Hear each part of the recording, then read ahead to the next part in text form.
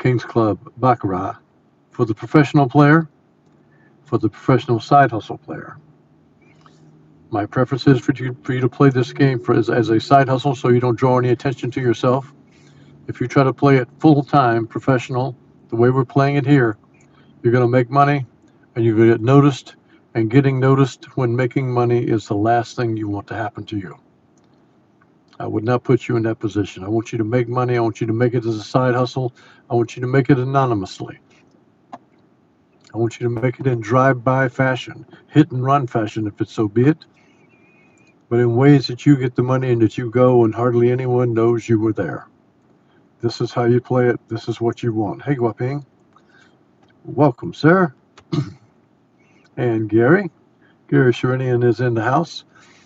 We teach professional baccarat. We try to show you how to do it as a side hustle. We try to show you how to do it anonymously. You don't want to draw attention to yourself when you're making money. Those people in those casinos, they do not take kindly to paying out the money. They don't like paying out the money.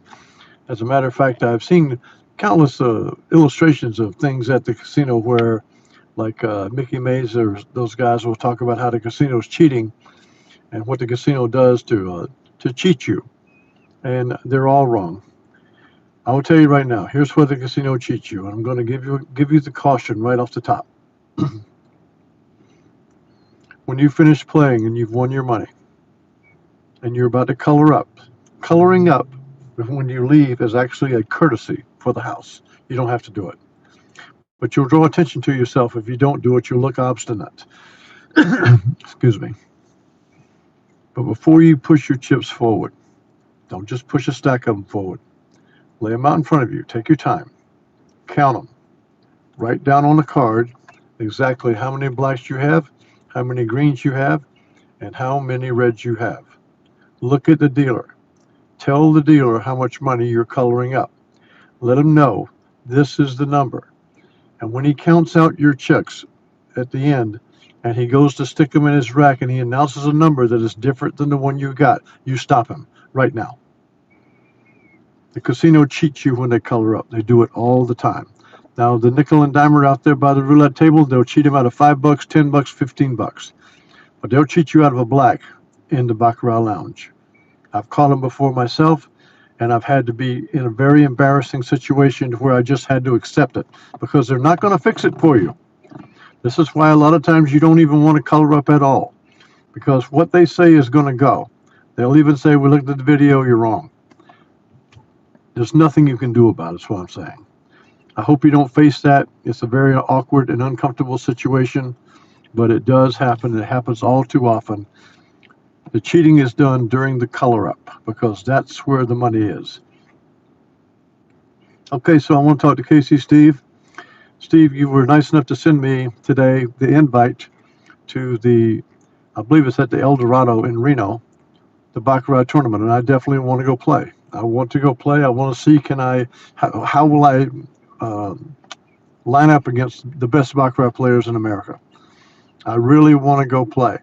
Now, I know that a lot of the guys there are going to be throwing money around on Tiger 7s and Panda 8s and ties, and a lot of things can happen. It won't necessarily be a straight-up game. But I'm going to play it straight up if I can get out there. And I want to go in and play Baccarat against the best people that there are. And I want to see where I fall out at. So I called that number today several times. I never could get anybody to answer. So I'm going to continue to work, Casey Steve, and trying to get to that tournament. I don't know if you're going also, but if you're going, then I'll see you out there if I can get out there. The tournament is on October 4th. It starts at noon. There is a semifinal at 4 and a final at 5 p.m. I'd like to see how far I can go in that tournament. So I'm going to continue to dial that number and see can I get through to them. But Casey Steve, thank you so much for sending that to me. Otherwise, I'd never heard about it. Thank you so very much. It's at the El Dorado, I believe, in Reno. But I would like to go, and if I do make the trip, I'd like to play for the Kingdom while I'm out there too, because it's really just a noon to probably 6 p.m. tournament. It's kind of a one-day thing. You go out on the 3rd, you register, and then the tournament begins at noon on Saturday. I think it's October the 4th. So I would like to do it, so we'll see can we do it. Hey, Michael Steinfeld, Joseph Gurecki sneaked into the house. Ron, Brian Brown. Yep, thank you, Casey Steve. We'll work it together. See, we'll see can I get to that tournament, and if you're coming too, we could bunk together and have some chat and enjoy the company. And who knows, we might pull something out there because we do know how to play this damn game. And having said that, I'm going to go ahead and try it tonight and have it fall out where it falls out. I've already got the strategy that I would play, and it wouldn't be this. You saw what I did last night. I would be playing that type of strategy last night in actuarial science of what is coming based on what has already come. But tonight we're going to play chop pairs, chop quads, chop quints. See, can we work it out? I believe that I haven't seen Chuck Ritter in the house yet tonight, and I think Chuck may be at the casino tonight because I had a couple emails with him earlier today. But between the things that have been going on and all the work that Soup Campbell's been doing, it's been really gratifying. And I even had Callie KB on text messaging me a little bit today, but then again, I had a lot of text messages today. Hit that like button, Richard. Let's go ahead and start. We've got a pair of player wins here. I'm going to play $100. I'm going to try to win 4 sessions. I'm going to give it my best. See if I can win 4 sessions. So we will go with $20 units. We will go, after losses, we'll go up $100. After wins, we'll go down 80. We're looking to win right at about $100 each session. Let's see how it goes. We're going to try to chop a pair right now. And that's a banker bet for $100. There it is. Okay, so with that loss, we're going to see will it extend to the quad because we don't have a bet right now. Let's see if the player wins again. We've got 1 loss now.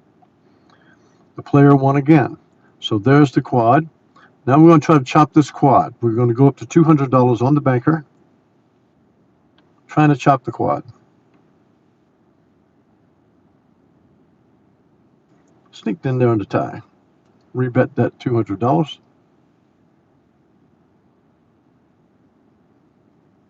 And we got it. So that's 1 session in the books. It's a plus 90. That's close enough to 100. All right, so now we got 1 banker win. We got 1 session in the pot. We chopped the quad right there. I think we've got a pair here. All right, let's see if we can chop this pair with $100 on the player.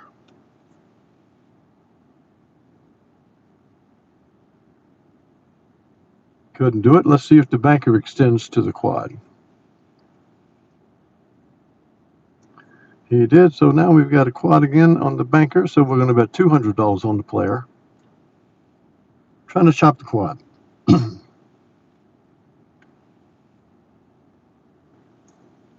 So now we're going to go up to $300 on the player.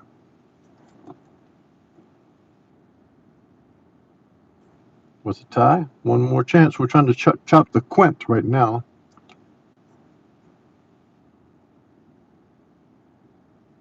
Pushes.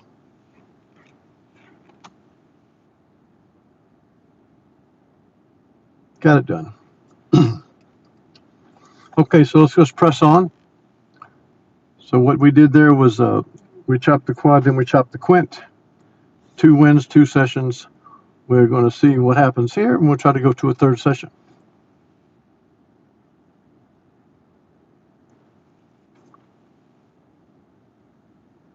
We got a pair of players there. We're going to play a banker for $100.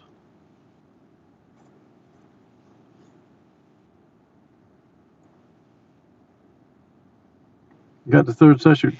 Richard, what's RR mean? I'm not sure what that means. Get some RR. I'm not sure. Do you mean R&R like as a soldier? Man, oh man, I tell you what, I began to come back a little bit physically today, but I've been seeing this thing come up and come down, and so I'm trying to get my strength back and trying to be my old self again. My mind isn't working, but my body is hesitant. Maybe you're talking about R&R, like let's go to Reno for a vacation and relax out there for a little while. That would be nice. We'll see if we can get registered and see what happens there. We've won 3 sessions now with chopping the quad, chopping the pair, then trying to chop the quad and the quint, ignoring the triple. We got a one-player win. What I showed you last night was very, very unique. It was an actuarial instinctive game. And I'll show it to you some more. We got one bank win here. We're looking for one more session tonight. And I think that I will play if I get in that tournament out there, I'm going to play the instinctive way, because I also got to be prepared. If somebody's hitting Tiger sevens or Panda eights and ties, then I'm going to Fibonacci the tie along with my bet. Because the tie is going to pay 9-1. If I can get 5 or 6 hands without a tie, and then begin to Fibonacci the tie, when the tie comes around, I can make a big hit. Now, I wouldn't play that way with my own money. I'm just saying, if I'm playing in a tournament and trying to win, if I'm trying to win a tournament, I'm going to play ways in which I can win the tournament. We're playing for the fourth session here. This is a $100 bet on the player. There's the win. Okay, so we won 4 sessions last night instinctively, and tonight we won 4 sessions with playing chop the pair, chop the quad, and chop the quint. I want to make sure you guys get enough of this and that you can see it all. You can see it all on the big road, so you can see what happens here. Is we lost here, then we won there. We lost there, then we lost there, then we won here. We chopped the quint. Then we won the pair, and then we won the pair there by chopping that. So that's 4 sessions, and you guys send me some notes. You got some kind of questions or anything at all, send me a note. Otherwise, give me a like on the way out. I appreciate it very much. And this is a nice, cool night as we're getting ready for Indiana to try to play Illinois on Saturday night. That'll be a good football game for us to have here in town. A lot of excitement. All the hotels are already booked up, and even Parents Weekend, they're coming in for the weekend and stuff like that. So a lot of excitement in the town. It's kind of nice, and nice cool weather already. So, Ron, hey, good night to everyone, and thanks to you all. God bless you all. I will be back tomorrow night, and we'll talk some more. And well, let's see. It's Wednesday, right? I already have I've got the baseball bet picked out, but I want to take one more look at it before I commit to it. So, if I miss giving you the baseball bet tomorrow night, then let me know about it. So, thank God to you all. Bless you. I'll see you again tomorrow night.